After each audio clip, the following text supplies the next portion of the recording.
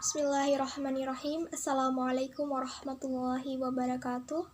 Alhamdulillahirrabbilalamin. Wassalatu wassalamu ala asyrafil anbiya'i wal mursalin Sayyidina wa maulana Muhammadin wa ala alihi wa sahbihi ajmain, amma ba'du.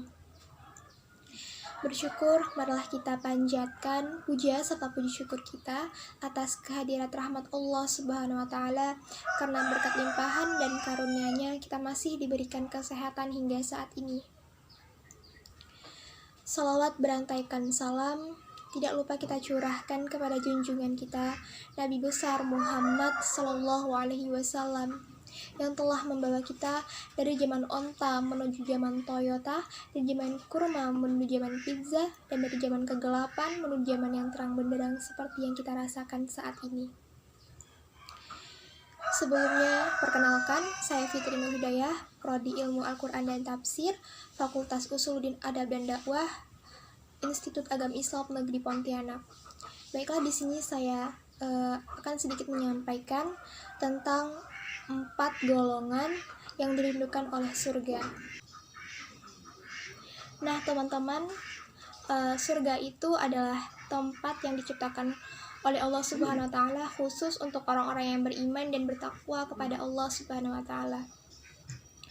Tetapi perlu kita ketahui bahwasannya tidak hanya orang-orang yang beriman saja yang merindukan surga, melainkan surga juga dapat merindukan, yaitu merindukan 4 golongan orang-orang yang beriman.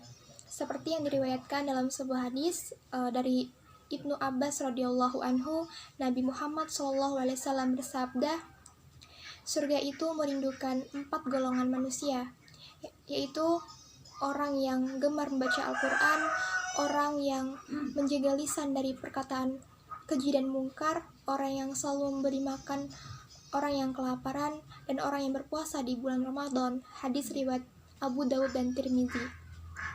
Nah, dari hadis itu dapat kita simpulkan bahwasannya ada 4 golongan orang-orang yang dirindukan oleh surga. Yang pertama, orang yang senantiasa mentadaburkan Al-Quran. Nah, teman-teman, Al-Quran itu adalah pedoman bagi umat manusia untuk menjalankan kehidupannya di muka bumi ini. Mentadaburkan Al-Quran berarti membaca, menghafal, serta mengamalkan isinya.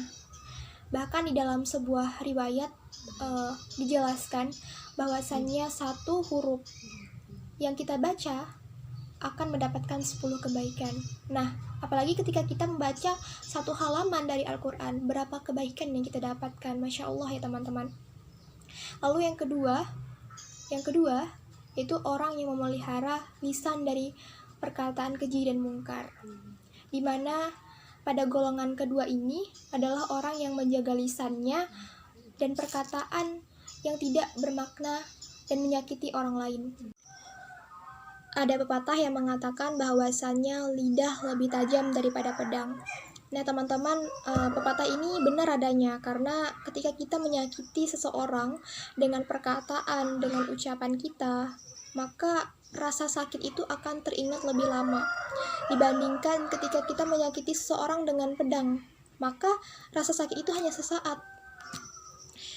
Selain itu ada hadis menyebutkan bahwasannya diam lebih baik daripada berbicara yang tidak bermanfaat dan menyakiti orang lain. Nah, maka dari itu lebih baik kita memperbanyak diam kita daripada kita memperbanyak bicara, tetapi kita tanpa sengaja menyakiti hati orang lain. Lalu yang ketiga, yaitu orang yang memberi makan kepada orang yang kelaparan.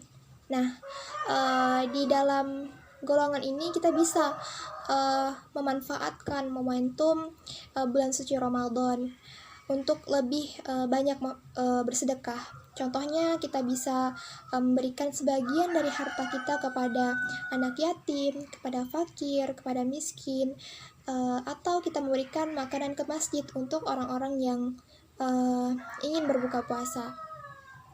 Tetapi teman-teman, di luar bulan Ramadan pun kita juga bisa memberikan bantuan, memberikan makanan kepada orang-orang yang membutuhkan. tidak hanya di bulan Ramadan saja, teman-teman. Lalu yang keempat itu golongan orang-orang yang berpuasa di bulan Ramadan.